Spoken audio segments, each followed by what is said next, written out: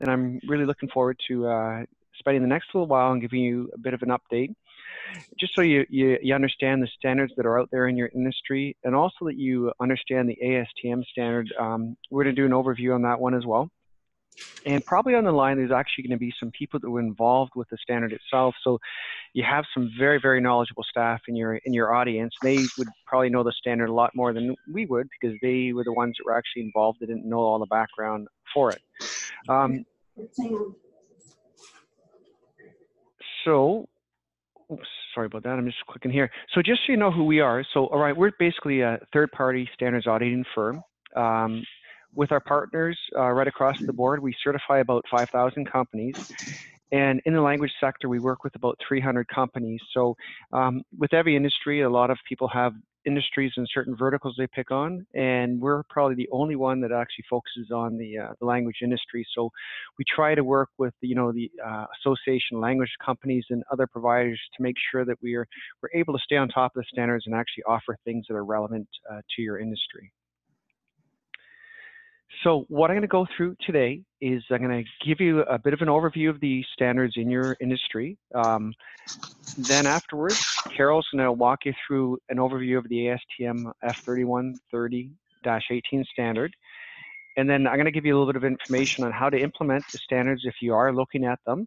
At the end of the day, when we go through that, my main thing for people, the message is that if standards are out there and they're excellent, and people should always consider them when they certify, but at the end of the, should consider them when they implement their own systems. But at the end of the day, whether you certify or not is something that's up to you. So again, I'm going to walk you through just general, if you want to implement and put the requirements in yourself, here's how you go about it.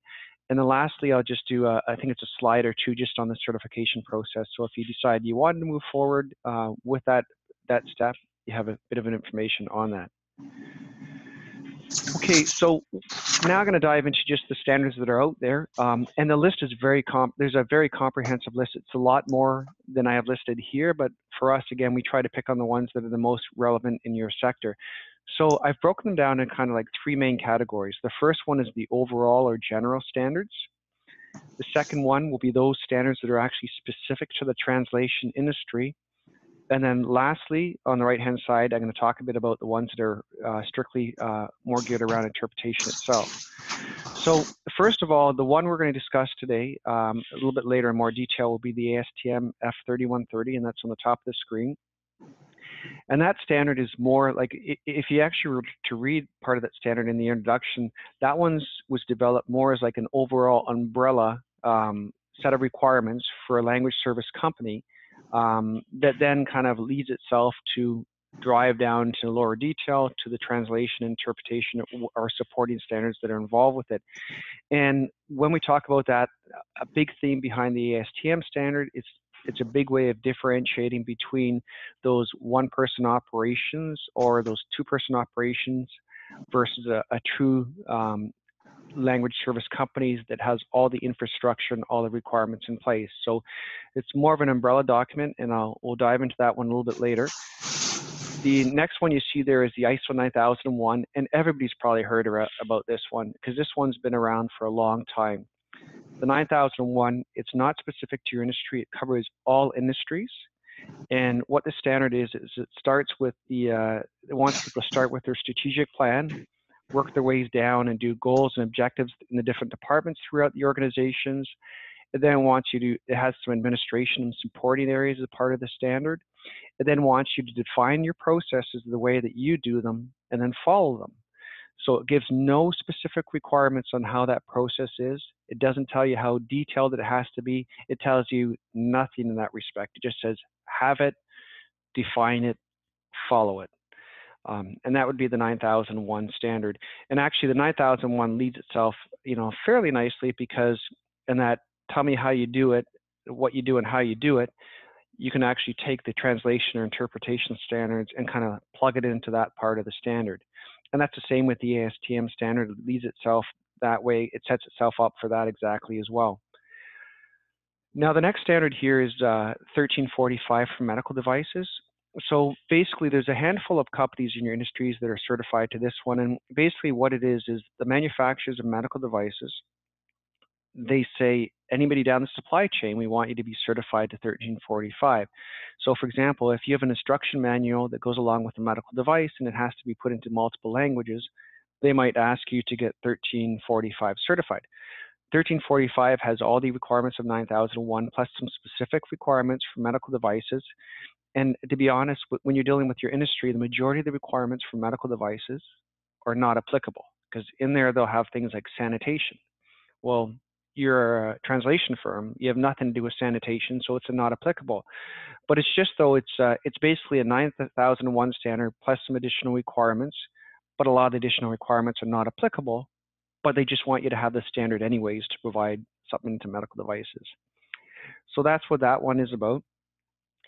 The next one down the list is 27001. Now, I've had a bunch of requests for this one recently, and that one's all about information security. And if you're dealing with government, if you have a lot of subcontractors around, you can just imagine that the information, the type of information that's within, that goes to you, that then gets transferred over to subcontractors. So in this standard itself, it wants you to have things like building security. You know, if you have employees and you hire them and let them go, they want to make sure you do police background checks, that you get their computers back, that you get the information back. It wants you to know the type of information that you have and you transmit it to make sure that you're doing it in a secure way. It's not on an open, unencrypted line. So basically, the standard's excellent, but it does have an annex in the back of the annex where it asks you, where it lists all the requirements and tells people to come up with the controls they have in place to make sure they're addressed. So even from like whether you implement this standard or not, or go down certification, this is actually a pretty good standard to make sure that you internally as an organization look at the annex and tighten up the controls you have in place to control the information. And to be honest, I think you're going to see that one coming up more in the future as well. So those are kind of like the main general ones we have. And then if we look at the translation specific ones now, there's ISO 17100. Now, being ISO, it's an international standard. The translation standard for 17100, it's very well laid out. Like, it's got an excellent flow chart as part of the standard. It shows you how the requirements are going to be met. But the standard in itself is a very laid out one. It has very specific requirements from the time that you receive a translation to the time that you finalize it and send it back to the client. But at the same time, a lot of the meat to the standard is in what they call the annexes. So most standards have a standard requirements and they have an annex in the back. So in this standard, they'll have a lot of things like thou shalt have terms and conditions. Then it's going to shoot it back to the annex and say the terms and conditions may include the following. And the may is not enforceable as an audit from the audit perspective, because it's not a shall or must. But what I find with this standard, even though it's a great standard, it's well laid out, that a lot of the meats are not enforceable because they're actually in the maze and in the annexes at the back.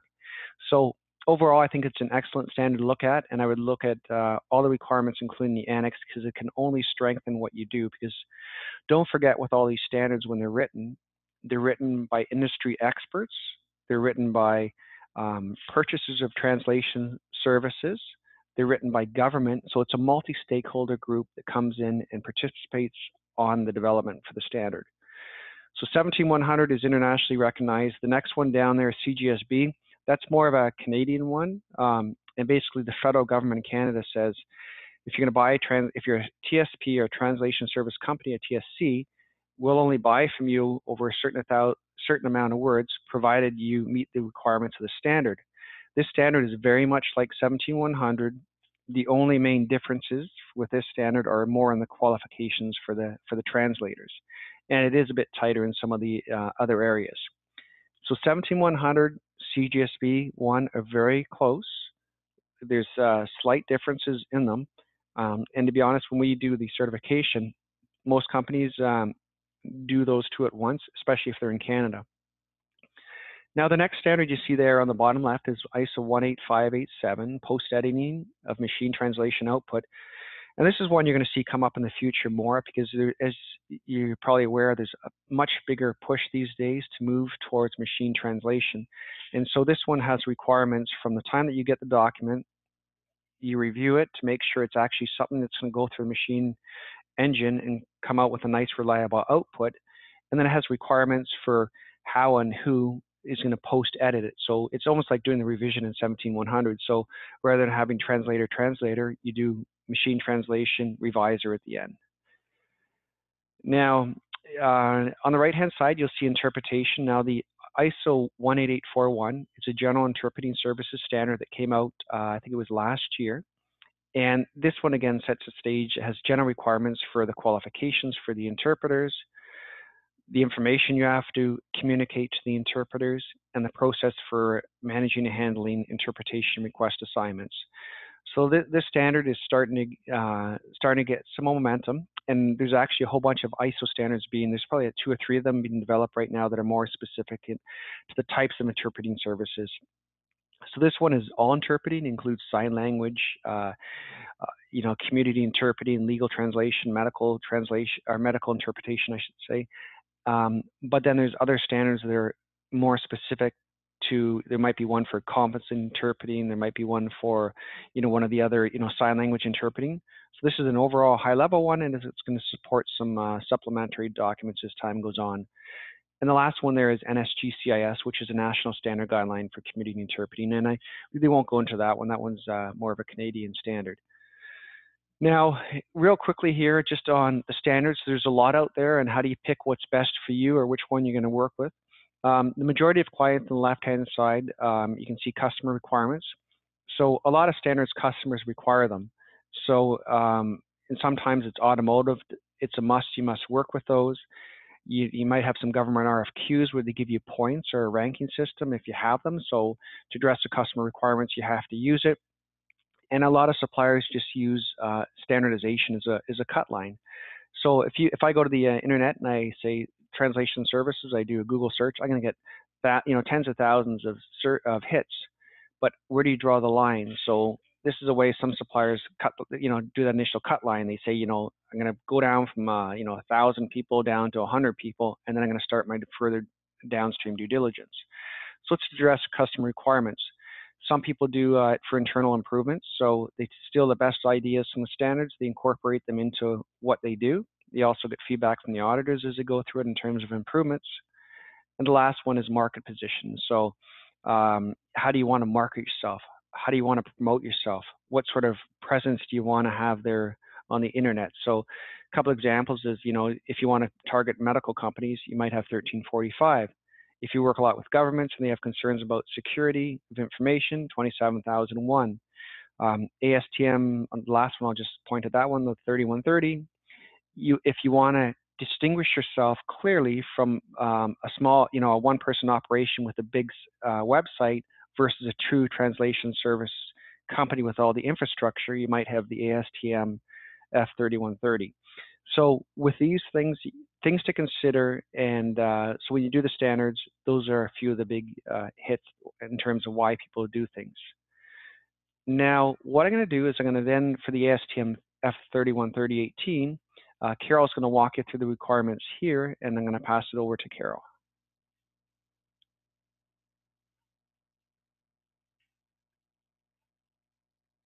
Carol, are you unmuted there? Okay. Oh, okay. So you hear me right now? Okay, so I'm going to talk to you. I'm going to talk to you about the ASTM standard. Obviously, I'm not going to go in deep depth in the standard because it would take me a lot more than 15 minutes. So the standard define basic policy, processes, procedures, and resources to meet customer needs. Qualification criteria based on financial experience, performance, and high-level framework to support all the other standards. Okay, you can go to the other page so we can at least see. Okay, now you'll see how the standard is organized. Scope, reference, documentation, terminologies, those are all definitions, summary of practices. What we're going to be going through is more the general requirement, going from 5.1, what are they asking, as experience, human resources, information technology, all the financial consideration, insurance, legal obligation, customer service, quality management system, and resource acquisition. So these here are all the elements that you will have to comply to be able to go through the certification. Okay, the other one, David? Okay, as for experience, what we will want to see, and the standard is really asking that you have to provide proof of being at least 3 years of continuous operation. So what I will be looking here, or what the standard is asking us to check, is that you're going to have to prove that you've been at least 3 years in continuous operation. I will ask maybe for, it could be incorporation documents. It could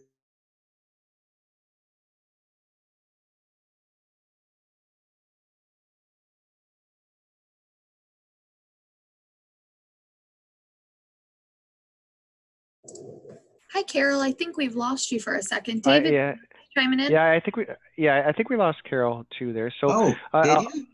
Oh, you're back, Carol. Okay, you're back. Oh, we lost you okay. after 3 years of continuous operation. Oh, okay. I'm sorry about that because my internet is, strong. Everything seems to be working here. Okay.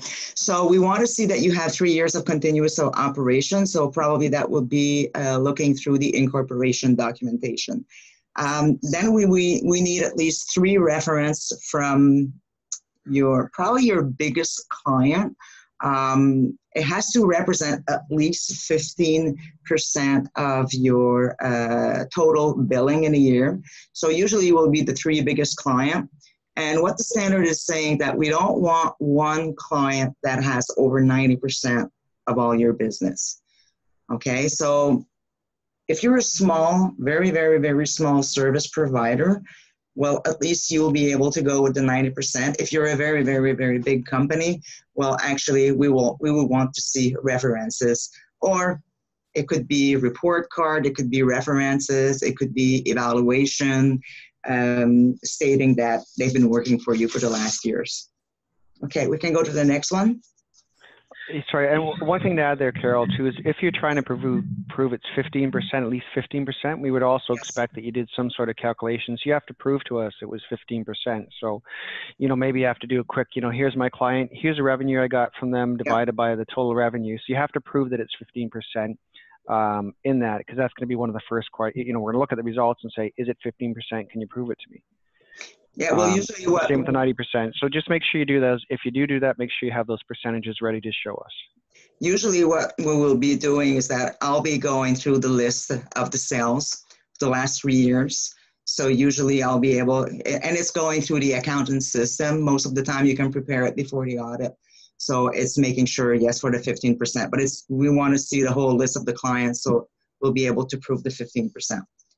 Okay, then what the experience on the continued, 3 years of continuous operation, then we need to see that you have at least $100,000 minimum of revenue per year, or at least $500,000 the three years added together. And that's for the services that you are asking for certification. Now here, what we want to see is that probably I'll be going through, not probably, I will be going through the financial statements or the accounting system to make sure, because you can have, I don't know, company can have 500 or $1 million of revenue a year, but there's only like 50,000 in translation service or interpretation service because they have more than 1 or 2 services in their financial statements. So this year is going to be important to actually be able to see the financial statements, or if it's a financial statements that's signed by a CPA, I will go with the financial statements. If it's a financial statements that internally done, then I will want to see the proof that when you do your income taxes, that it's the same numbers that you actually filed. Okay, the next one. So what we want to see here in the human resources that you have to demonstrate that you have the ability to recruit employees. So we are going to make sure that you do have a hiring process, you do have hiring policy, you have training process. And how do you actually determine the competency and the requirements that you need and the qualification that you need for your employees. What are you asking? So I will be going through the human resource process. Demonstrate the ability of the independent contractors. Also, how do you make sure that they are independent contractors and that because I know that you have a lot of laws in the United States and we have the same thing here in Canada. You have to make sure that you always keep a very, very, very independency with all your contractors. So I'm going to have to make sure that you know about the rules and that you apply them. Okay, the next screen. And this is the same, it's still going in the human resources, is how do you manage your employees in accordance with all the applicable laws and the policies? And how are you aware of all those law and policy? Most of the time they will be posted. Well, it's the law that you have to post them in your in the work premises. So give you an example, American with Disability Act, discrimination, race, age, those are all the type of things that we have to make sure that you are aware of. So, and then how do you investigate all your employee complaints? How do you maintain records of attendance? How do you pay your employee? I mean, even though we're telling me that you have 20 or 25 or 10 employees, I have to see that it is true that you are paying them. So we were going through probably the payroll system. I'll be working a little bit with the accountant and I'll be looking at the payroll system just to make sure that everything is compliant there, and also all the conflicts that you can have with independent contractor classification. Okay, the other one. Yeah, and just one thing to add there, like some people ask us about how do you audit applicable laws and policies. So a compliance audit is a completely different, beast in itself. So what we expect to see is that you have access, you have them with you, you have the laws, you know the laws, you review the laws. Same with things like the rules for independent contractor classification. If we asked, okay, what are they, and you have no idea, that means you haven't addressed those requirements of the standards. So really, it's up to you to know the requirements, to be able to prove to us you have seen them, you have understand them, you know them.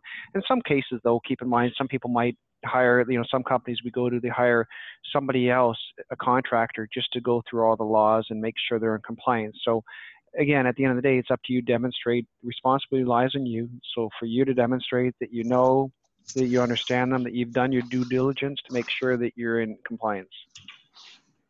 Yeah, thanks you, David. Okay, the next element is 5.3. It's everything regarding the information technology, IT services. So we want to make sure here that you do maintain sufficient IT resources. All about your utilization of the software, your tracking job system. Are you using software? Is it all your translation? Are you with Tradus? Are you with MemoQ? Do you actually track your jobs on an Excel sheet? Those are the type of things that we're going to be going through. The IT resources here, we want to see a lot of customers in translation and in interpretation will be asking that you have a lot of IT security. So are the office lock? Are we working with all the access code to go through the offices? Are your information all secured? Do you have backup, sufficient backup? Do you have a data recovery system? Do you have continuous planned business in place just in case that something would happen with all the information? Is your information on the cloud? Is it kept on computer? Is it double? Those are all the type of things that we will be seeing. Usually the companies will be working with external specialists for taking care of their IT.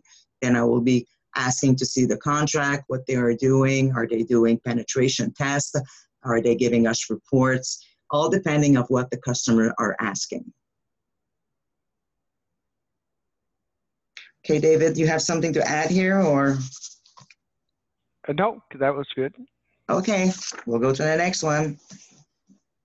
And okay, for the financial consideration, I'm going to be repeating a little bit myself here because we already talked about it later when we are checking for the $100,000 a year of minimum revenue and $5,000 for 3 years.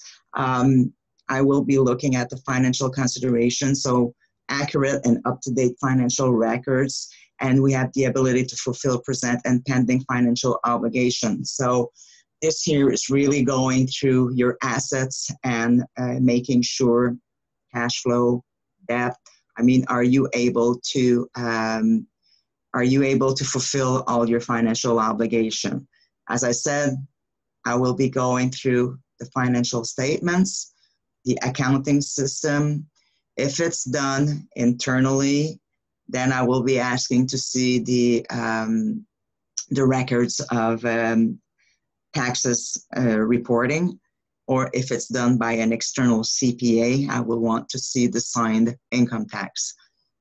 And then we have to make sure that you have insurance, sufficient insurance, like business liability, proof and omission, digital data recovery, network extortion.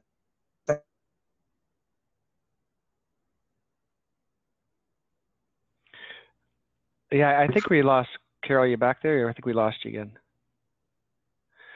Okay, so just to fill in here for Carol when she jumps back on here again. So Carol's actually taken the lead on this. So when you gets into the financial portions of that, Carol's one of the language industry auditors for us. She's been doing that for many, many years, but she's also a chartered accountant. So it makes it very easy for her to know and to go through all the financial records and so forth. With the insurance itself there too, you see there's the $1 million liability insurance she mentioned. And we'd also expect, even when it comes down to the insurance, you have that, but also you work with the insurance provider and they provide you with adequate insurance for what's necessary. You see with the professional errors and omissions insurance, it doesn't indicate how much, but again, we'll look at what you have in place for that.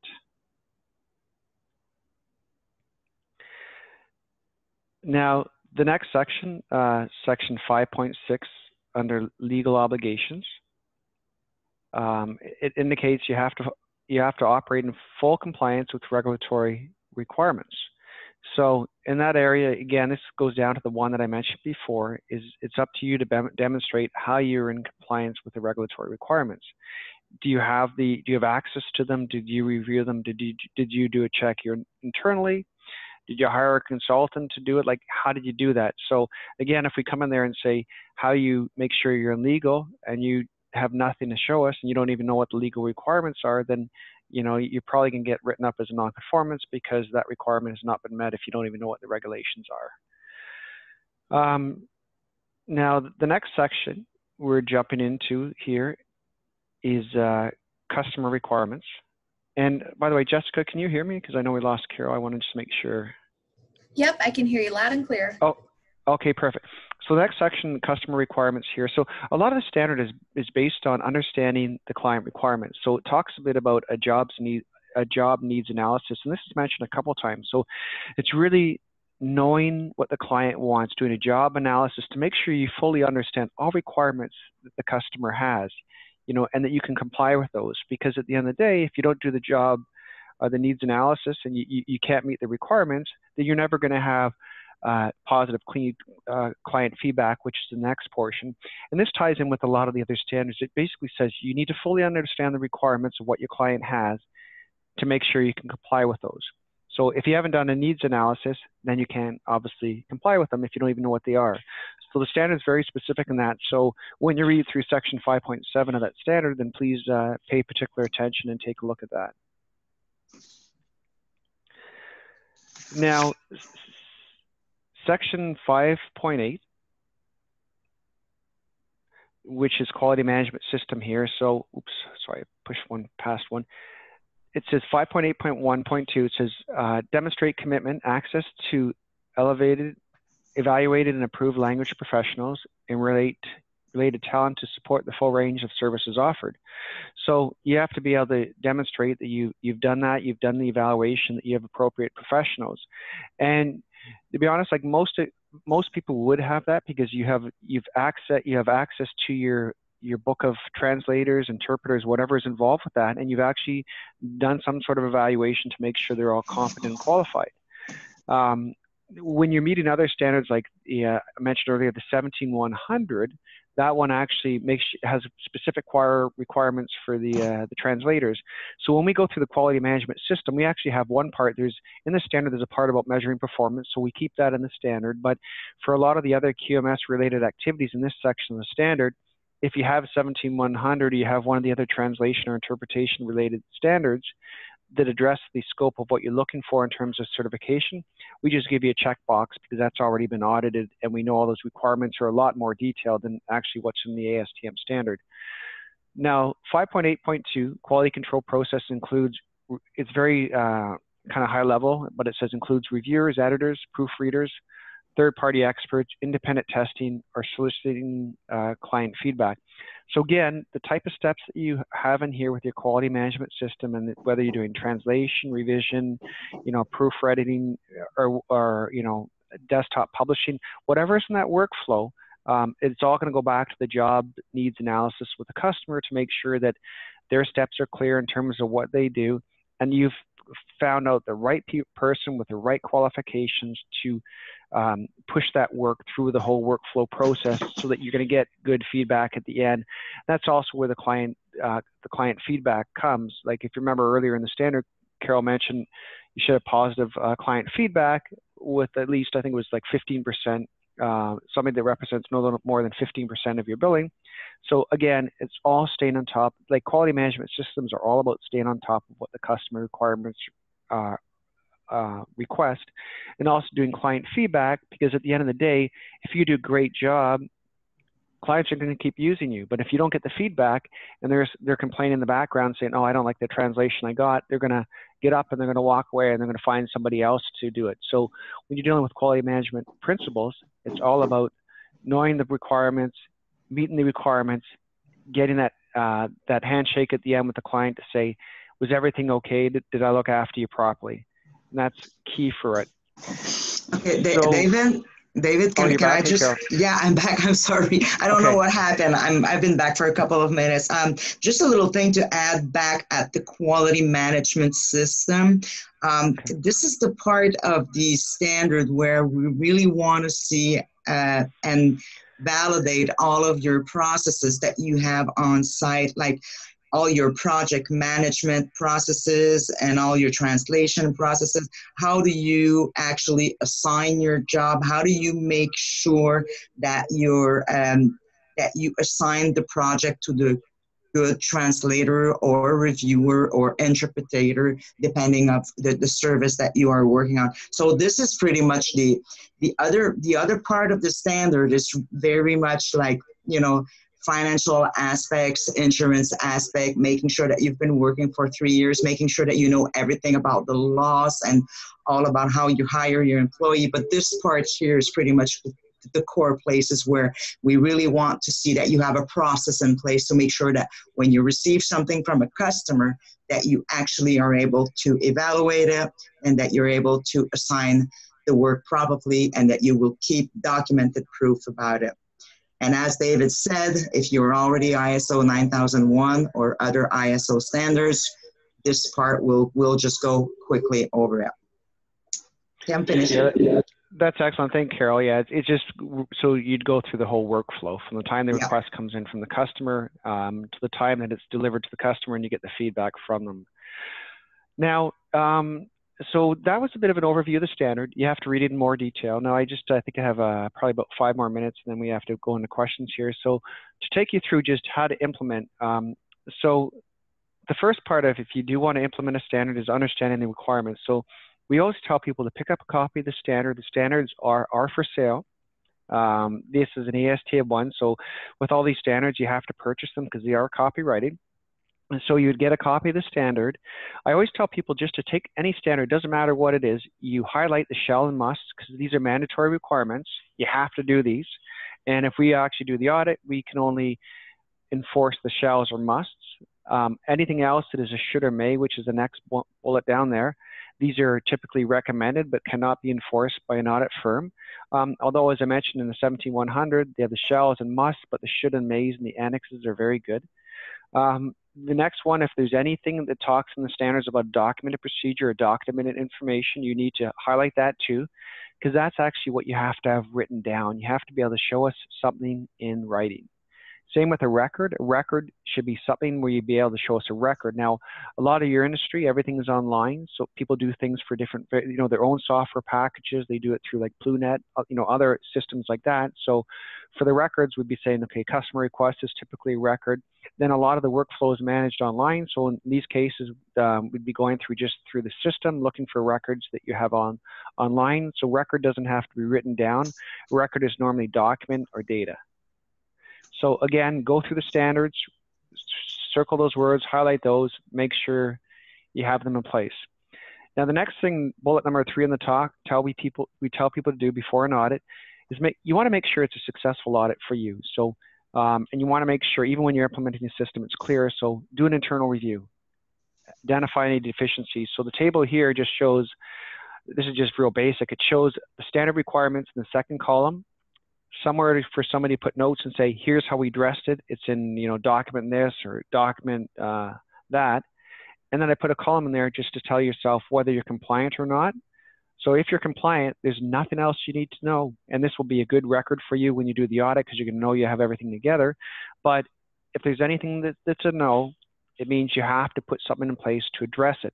You'll probably find with a lot of these standards, you have everything in place, but just do a quick check with the standard, highlight the no's, take some action to resolve the no's. So that's number 4. It's track and close any deficiencies.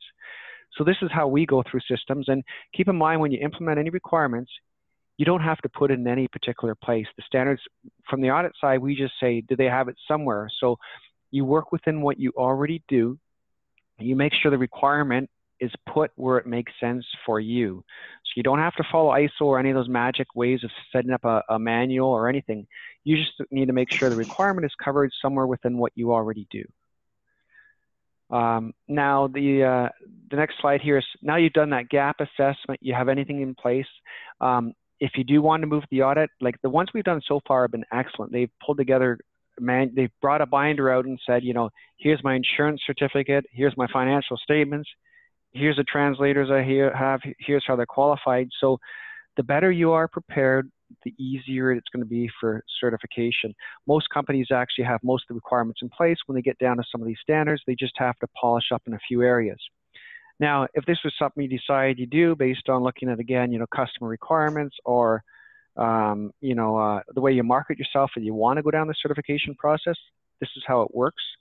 So what we always do is we schedule an initial audit, a certification audit, and we're going through all the requirements of the standard.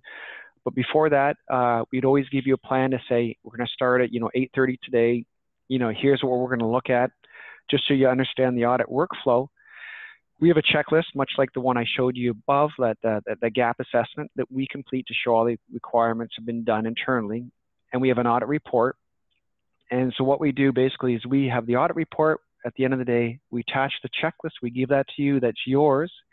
If everything's great and there's no issues, we move you on. We do that last bullet there, which is a technical review, and we issue the certificate. If there are any issues that come up, then we basically have to resolve them. There's typically 60 days. And what we do is we follow it's published out there, a document. It's called the LSCS, Language Sector Certification Scheme. And we have that document for you, and it tells you exactly how our process works. So anyways, so we do the certification audit, and then to maintain certification, you have to do an audit every 2 years. And that's how we set it up for the language sector to maintain it. And the second year audit is going to be the same as the first, the second recertification audit, which is every 2 years, will be the same as initial audit, where we go through everything and still make sure all the requirements have been addressed. And I believe that's it. That should leave us about 15 minutes for questions. Now, Jessica, I'll pass this back to you to take the lead on this portion. Sure, no problem, guys. So it looks like our first question comes from our friend Ginny. She asks, what if one of the references is less than 3 years in duration?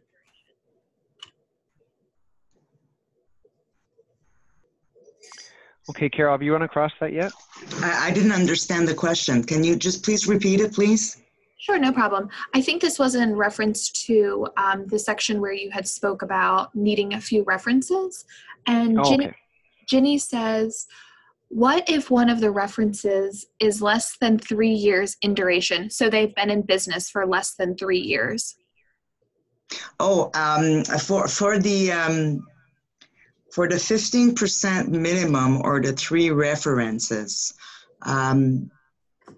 it doesn't mean that we absolutely have, the client has to be working with you for the last 3 years. I mean, it could be multiple clients. We can go back 3 years ago and go through what you had then. And if I need to see 4 or 5 references, it's not a problem. I mean, we do it on a yearly basis. Great, wonderful. Our next question is from Philippe. He asks, are the minimum billing requirements for total language service or per language? Well, it would depend on the scope of what you have, right? Like what we do when we do certificates, right, for the standards, is we normally do a standard, we draw a scope. The scope would be the aspects of the certification. So if you're doing translation or you're doing translation interpretation as part of your service offerings, then we'd be looking at the scope of the billings that fall under the scope of the certification. I don't know does that address the question, Carol, or do you have anything else? Yeah, I think so, but I think the question is, it's per service, saying that if you are having translation and having interpretation, and I can understand the question, if the company, let's say, has a $60,000 a year interpretation and a $50,000 a year regarding translation, well, the both of them added together are 110. You know what? I think that's something that we should be looking at to make sure that is it per service or added. I have not been through that problem yet because the customer that I audited had a lot more than $100,000 of revenue on a yearly basis. But I think that's a very good question, David, and we should be looking over it. Yeah, and you know, for some of these questions, it's a fairly new standard, but so what we're doing is we have, you know, we're the audit firm, but we also have a pool of people that are coming together to, you know, talk about interpretations as well. So if things come up that we can't answer, we don't know the question for, what we do is we throw them into an interpretation pool where it gets actually addressed and can be addressed. We can follow up with ASTM or our experts in the industry to say, what exactly did you mean by this? And if they can't give us an answer on that, then we're going to make a call, but we're going to make it a call and make sure it's known and it's consistently applied right across the board. And in those cases, if that comes up, we'll probably also end up publishing, you know, some Q&As about requirements like that where they did come up. Okay, next question, Jessica. This is from Slip. Can companies who do not have interpreters as employees get certified? Yeah, for sure. Like most of the industry subcontracts out interpreters. So we'd have to make sure, you know, when you subcontract interpreters, if there's requirements for them, you got to make sure that you validated those requirements just like you would have an employee, just to make sure they have the right competencies for it. So you want to make sure that you know, yeah, again, it goes to the qualification criteria, the revenue, the client feedback. If you subcontract out, which a lot of people do for the interpreters, that you've properly vetted them for the correct qualifications that are needed to do the proper assignment, and that you track the workflow. So whether it's an employee internally doing it or a subcontractor, you still bear, as an LSC, you still bear the responsibility to make sure the requirements are, you know, the person doing the work actually has those requirements. Okay, wonderful. Our next question is from Georgia. Can we submit our ISO 9001 QMS to apply for the certification? Yeah, I mean, that would look after part of the QMS portion of the standard, right? So if you looked at that, I can't remember what the section was, but the QMS portion, there's a performance criteria in that. So we look at that, but if you had 9001 and the 9001 was done by an accredited IAF provider, then we can accept that and use that as part of the QMS. But you know, in many cases too, to be honest, if you're doing a couple of standards together, the cheapest route for you is to integrate them and do them all at once. So, but we can accept that you know, is counting towards the QMS portion of the standard. Okay, and this is also from Georgia. She asks, how long does it take to receive the certification and what are costs? Okay. Well, I don't have the costs right in front of me. What the costs are, there's a sampling based on how large the facility is. So if you have, I'd have to pull up the requirements, but you can connect with me afterwards. But if you say 1 to 5 people versus, 6 to 25 and different categories, the larger the company is, the more sampling you have to do because there's more information to look at, right? So the price runs, I think the smallest one we had was $21.50, and that's a one-shot deal, and then you pay it every couple of years. And then it steps up as the number of people involved with the firm step up. But there's a general application that we can provide to you. So when you deal with the ASTM, we don't quote it. We just give you the application. It says, here's the range you're in. Here's the amount of fees that it is. And we'd be more than happy to pass that along to anybody who wants to just take a look at that. And for the second part of the question, David, just talking about how long it is for them to get the certification. Oh, yes. Thank you.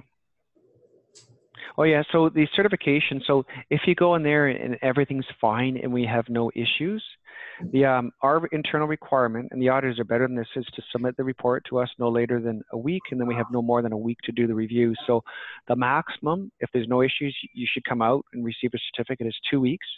Normally it's done in a week. So we're generally pretty quick with those. We stay on top of that. Oh, that's really good to hear. A similar yeah, and one more thing. Sorry, Jessica, one more thing. And don't forget too, like, because with the ASTM membership, we've passed the rates that we have for ASTM is cheaper than what we would have done elsewhere. So it's one of the benefits of membership is they've negotiated discounted pricing for their membership. Good, really good information, guys. We have another question along the same topic. Will this checklist be available to us, or how could we access it? Well, the checklist, see, the best thing is to grab all our checklists is basically just the standard, and we fill in notes beside it, right? The checklist, we can't go out and technically give it to you right away because it's an ASTM standard, so it's copyrighted. So, if I was just to say, here's a checklist, people would say, well, what's the point of even buying the standard? That's how the copyright works. So you have to buy the standard, you have to prepare for it, and you have to take on the cost for actually purchasing the standard. But again, the checklist is just, here are the requirements. There are some guidance notes, so we can probably get out the guidance notes, and we can probably cut out the standard section itself and just put section 1, 2, 3, and just give you guidance notes on what we look for, and that would probably be helpful without breaking any copyright infringement laws there. Okay, very good. So we have 2 final questions. This second to last question is from Faith. It says, what if your agency provides community interpreting services like sign language, but not translation services? Are you still able to get certified? Yeah. I double checked the reading on the ASTM because we've done translation interpretation. I assume sign language is no different, but I'd have to read through the fine print because and I assume you're meaning the ASTM. Is that for the ASTM or is that for another standard? I'm not sure. Jessica, am I assuming it's the ASTM or am I assuming it's another standard? Yes, for ASTM. For ASTM.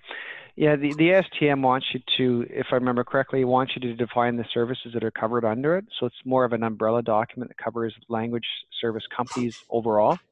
So if you did in community interpreting, again, you'd have to draw the umbrella around the scope, the size, the client feedback, all that. And then when it gets down to the quality management system portion, we'd be looking at what you did for the community interpreting services and how that was managed. Okay, great. I just want to make one small comment from our friend Kathleen Diamond, who actually mans the ASTM certification process. She just wants us to clarify that the discount is for ALC members. Yeah, that's correct.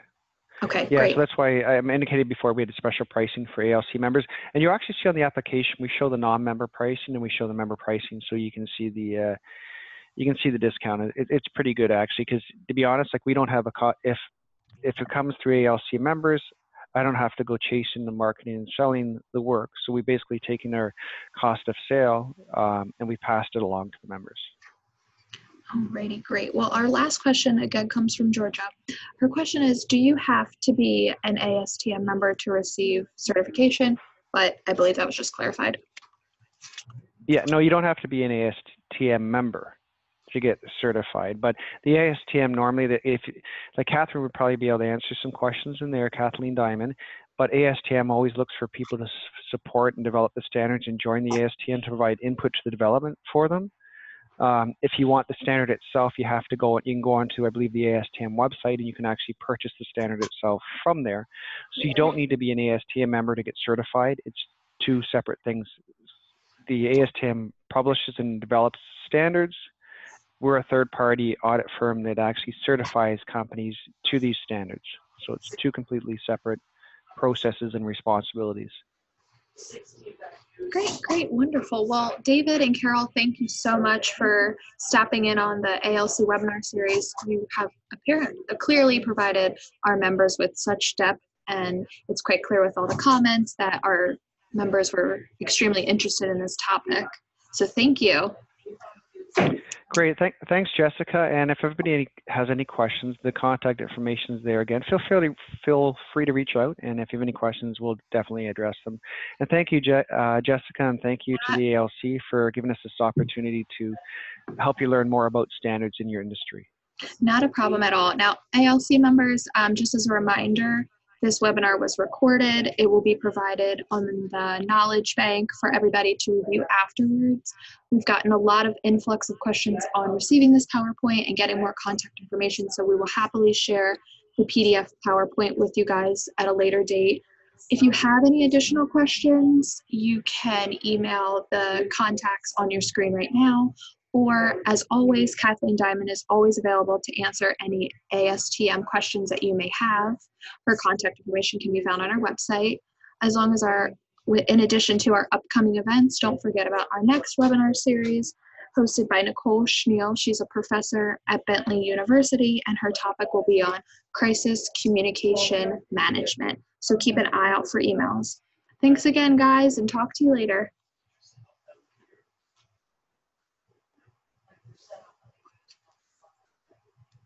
Yes, because so basically they finish this mentorship because they can't have like they accumulate money or borrow for so Oh, what's up? Thank you. Oh my gosh, I like always thought it would be like a speaker or like a motivational speaker. Oh, thanks.